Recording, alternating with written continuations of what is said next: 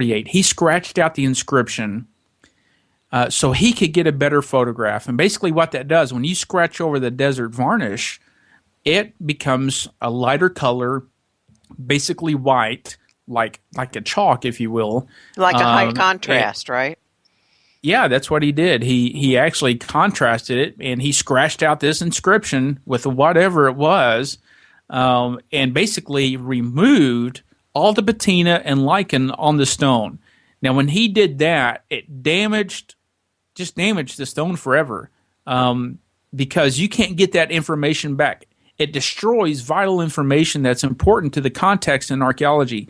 And without context in archaeology, you really can't answer a lot of questions which, science seeks to answer. And so he basically destroyed the context of the stone. Mm-hmm. But when he did, he sent this picture over to Dr. Pfeiffer, and he was really the first one who translated the inscription and verified from, as Dr. Hibben had initially claimed, it was Paleo-Hebrew, and he actually translated it. Now, there's only probably a handful of people in the world who can read, write, and understand Paleo-Hebrew language. It's just a language that's not used anymore. And so Dr. Pfeiffer translated the stone as the Decalogue stone, the abridged version of the Ten Commandments. This is where it really gets interesting to me, because I in getting ready to talk to you, I had done quite a bit of reading on the different possibilities of interpretations, like could it be Phoenician and could it be Samaritan versus Paleo-Hebrew, and then the possibility that maybe it could have something to do with the Mormon battalion marching through southern Utah down in that area. Why don't you say, now let me ask you something first. Can you estimate, just really rough ballpark, the elevation of this stone, where it's sitting in this mountain? Okay, the elevation. Because I know like Albuquerque is like about a mile up, right? Isn't it? It's close to a mile. Yeah, it's this about is higher. 6,500 feet. This is, I'm trying to remember because I took an elevation last time I was out there. It was just not too long ago, just a few weeks ago, actually. I think the elevation's right around 6,700 feet, but I'm just going off memory. But it is quite high. It's and it's sitting out right in the middle of the desert. It is. It's high desert. This little range of mountains. Yes, and it's tucked away back in there. The stone is not in its original location. At some point in time, that 80-ton boulder, I think, was near the top of the mountain at some point, and it fell either, due to erosion or gravity or an earthquake. I don't really know, but something caused it to shake loose from its original position and roll most of the way down the mountain. Now, the reason I say that is because the inscription is written in very neatly in parallel uniform lines, but it's written at an angle where it would be very difficult to chisel out, letters sideways on a stone. I think it was done when the stone was up near the top and in a horizontal position where they did it, at a reachable height where they did it horizontally, and then the stone fell, and it happened to fall on its side with the translation at an angle. Had that stone fell the other way, Laurel, and landed, we wouldn't even know about it. You wouldn't even know about it because it'd totally be on the bottom. And people ask, well, why don't they just move the stone in the museum? That's an easier. 80-ton boulder. Yeah, I mean, there's just no way no one can do that. Get up in there and do that. No one is going to take the time, effort, and money to do that. So, unfortunately, as you said earlier on, because of that, and because it's remote and it's virtually unprotected, there has been some damage to the stone.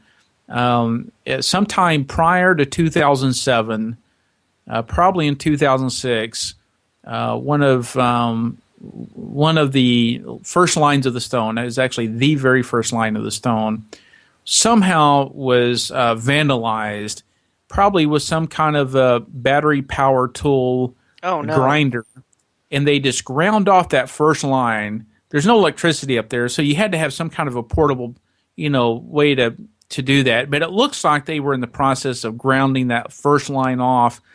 We actually have that first line documented with photos, and there's been plenty of evidence to verify the condition of the stone prior to that. But unfortunately, it was damaged from 2006 or 2007, and it's just a devastating thing because when people scratch out patina, they deface an archaeological artifact.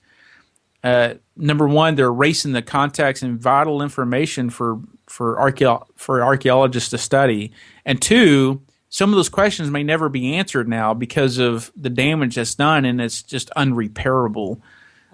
So it's a terrible thing when I come across that. That's just one of my pet peeves. When I come across something like that, you just, it's been out there, and then someone comes along and is ready to study the thing, and then now there's damage to it that's unrepairable because some person went out there and just damaged the thing on purpose. It's heartbreaking when you're an archaeologist because those are things that you need, and now you don't have those things anymore. But we're working with what we have, and of course the documentation before the vandalization. So we're quite aware of what this whole translation was about.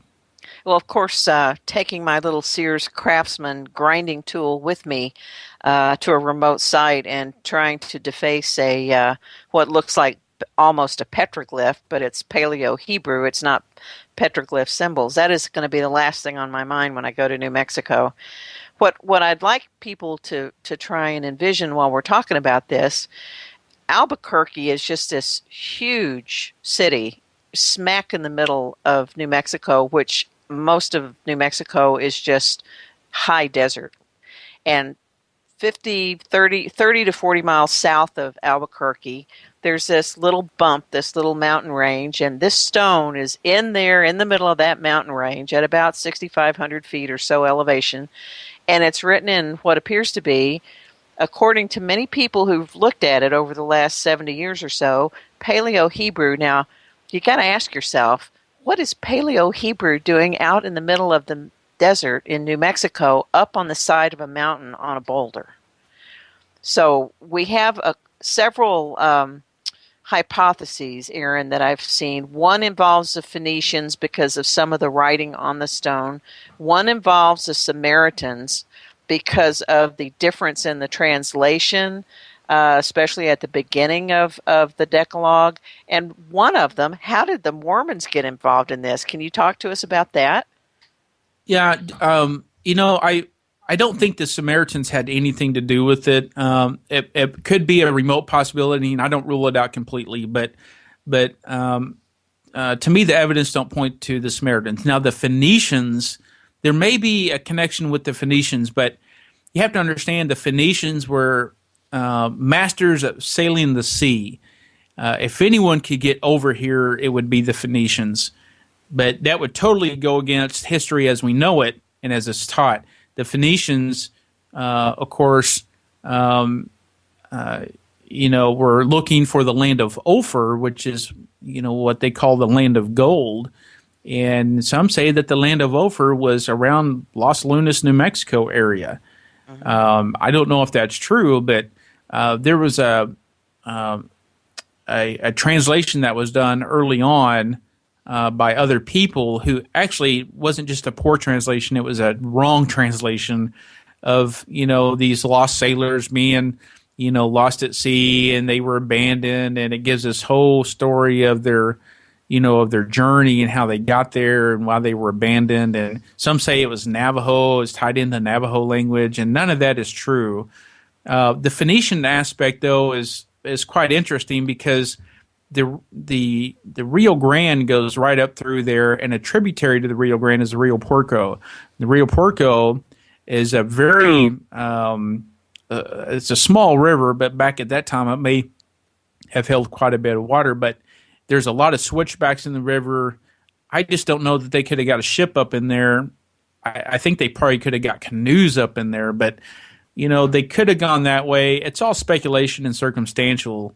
There's no other evidence, however, other than the inscription itself being in Paleo-Hebrew, because after all, the Phoenicians actually used Paleo-Hebrew language. So some say it was a lost sailor from the Phoenician fleet, but there's no other evidence pointing to Phoenicians in that area. Not to say that there's not. Well, and not I was to just say. going to go ahead. I'm sorry. Well, I was just going to say, not to say that there's not Phoenician evidence and found in North America. There actually is, but just not in this particular area. Well, my question would be, why would a lost Phoenician merchant or sailor get up on top of a 6,500-foot cliff and carve specifically the Ten Commandments? Why would he do that? Well, that's interesting. I don't think they did.